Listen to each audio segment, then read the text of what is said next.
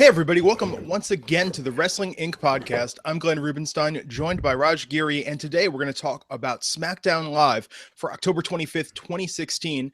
Talk about everything that happened with last night's show, talk about a little bit of tease for Hell in a Cell this Sunday, and of course the big announcement, it's official, Goldberg versus Brock Lesnar for Survivor Series has been set. We'll also touch on the latest news for TNA, and coming up in a little bit, we're gonna have a special guest. Raj, you want to tell everyone what who we got today?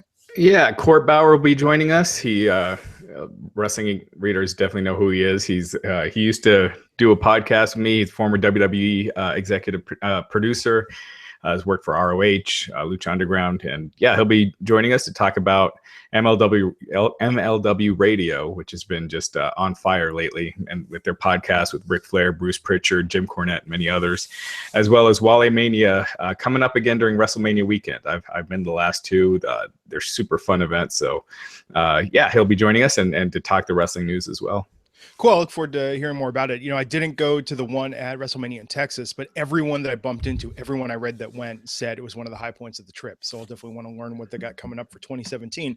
But first, let's talk about SmackDown. Interesting show last night. I think we could definitely get through it pretty quick.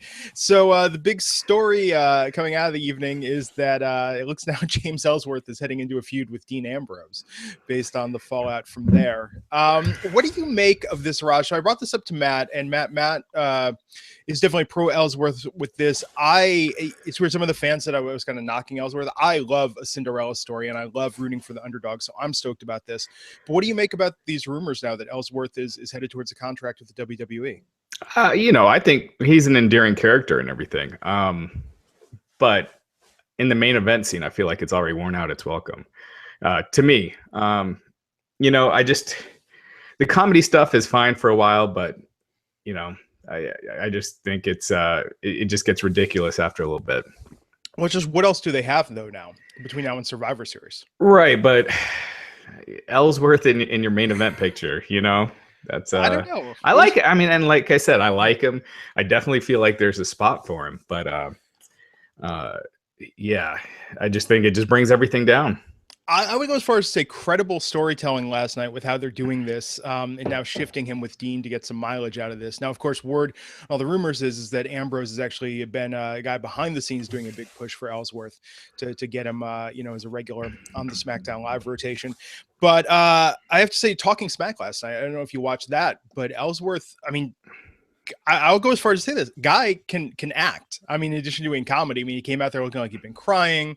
I thought it was almost a little too real in terms of how, because knowing that he's been giving this short-term chance, maybe as a tryout, I thought it was very real and compelling, Yeah. I mean, in general, I thought everything on Talking Smack seemed pretty genuine, which is what I really like about that show. It shows what a lot of these guys with just bullet points and being told what to talk about and not having a scripted promo, it comes across as so much more authentic. Yeah, well, let's go match by match and then talk about Talking Smack a little bit at the end. So again, we opened with more of the build up towards Ambrose and Ellsworth. Ambrose going, of course, the match against AJ Styles in the main event, but we had Kane versus Bray Wyatt in a no DQ match. Luke Harper, of course, showed up halfway in between, and the big twist, Randy Orton coming out thinking he's going to team with Kane, turns on Kane.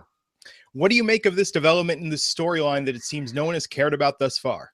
Well, it's the most interesting thing to happen in the storyline so far, but I think ultimately it's going to be the standard, he teases that he's with the Wyatts and turns on him, which, ended up happening with Daniel Bryan, which, they do that storyline a lot. If they don't, I think it could be interesting. Randy Orton doesn't fit at all, but, yeah, I mean, that's what I would guess is that, he acts like he's with them and turns on him and it keeps the feud going. Yeah, I think about as much as we should say there. I mean, we got another Randy Orton promo talking. Can't beat him, join him. That was. I mean, literally, he said, "If you can't beat him, join him," yeah. Or at least he said, "If you can't beat him," which that's enough, of that. It's just, oh man, I don't know.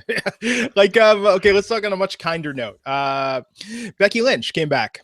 Did a little promo off with Alexa Bliss. What did you think of this? To me, it seemed like Becky came back super extra Irish again.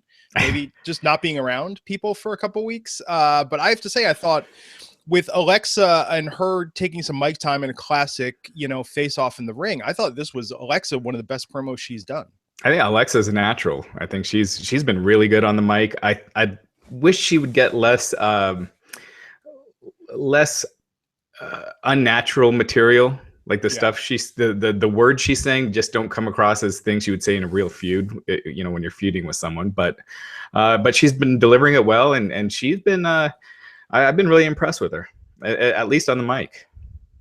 Yeah, I thought it was cool. It definitely gives us a little something to hold us over for 2 weeks until their championship match in Glasgow. And what do you make of, in this reality era where it seems that everything gets covered to death, that with Becky, they haven't disclosed what kept her out? Well, I think it's, if it's a personal, a health related issue, and then they probably shouldn't, that's really I agree. No one's business. It seems rare, right? I mean, I feel like we know way too much about what everyone's dealing with in the WWE. I don't see why they didn't just do a quick injury angle where Alexa attacked her and they go from there and not mention at all that it's not something physical. Yeah, I don't know. I thought that was really interesting. But no, I dug the promo. Ended with fists, the way most promos do in the WWE. But after that, we had a Survivor Series qualifying match with the Ascension versus the Hype Bros. I'll say this about the match. I mean, the Hype Bros did win. They made the team for Survivor Series that will be captained by Rhino and Slater, tentatively. The new Ascension makeup, it is what it is. I liked the promo that the Hype Bros cut before this, and I like them talking about Mojo having played for Green Bay, or at least made the team. I like them talking about that Mojo played for the team. It's when I get to this match, this is where where SmackDown completely feels like the B show. Yeah. I think SmackDown again was much better than Raw this week, but a lot of that has to do with it being 2 hours, and Raw was really bad as well. But it's SmackDown, it's just a lot of guys that aren't making it, really making a dent in the overall picture, and this is what this felt like. Well, and Matt and I talked about this on the Monday Night Raw podcast, of the stuff that feels like it should be on Superstars, or it should feel like on Main Event. So we mentioned that enough Monday night that I actually looked it up to tell them, okay, here's what actually is on Main Event this week. And both matches sounded far more infinitely interesting than Bo Dallas versus Curtis Axel and, some of the other crap they threw at us Monday night. But yeah, I mean, main event this week, rather, is like Baron Corbin versus, or not Baron Corbin, Jack Swagger, or no, not Jack Swagger, Kurt Hawkins versus Apollo. It's like Kurt versus Apollo. I think I would have rather seen on SmackDown last night. I like the Hype Bros a lot, but I think that to me that felt like a main event match. Main event the show, not main event of SmackDown. Yeah, so I was not on the list this last Monday night because I was at Monday Night Football and at Raw the week before. But I heard you said that you have a Hype Brothers t-shirt. I do. I should. So you're the guy. I'm my wife was bringing this up too when I wore it. She was like, must have been really stoked to see somebody finally wearing a t-shirt. There was that one week, I think it was on Main Event, where like there was someone right in the front, and maybe they planted them there, but it was like 6 people wearing Hype Bros gear, Yeah, I mean, I like the Hype Bros. I think it's a dumb gimmick.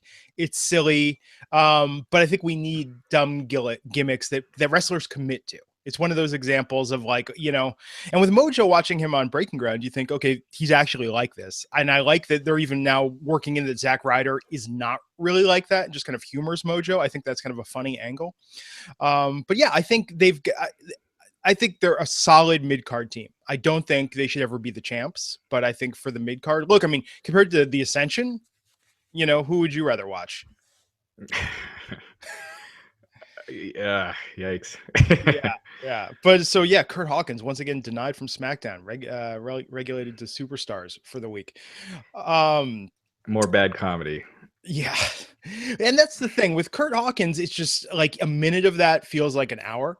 People I think overuse the term cringe a lot, but yeah, just with Kurt Hawkins, man, like it's just not working. So yeah, after that we got the Orton if you can't beat him, join him promo, and then Daniel Bryan backstage. I love when they do that on the phone with Shane. It's like they do the same thing with Stephanie. Weeks they can't be bothered to be on TV, where it's like, oh no, I've got him on the phone, you know.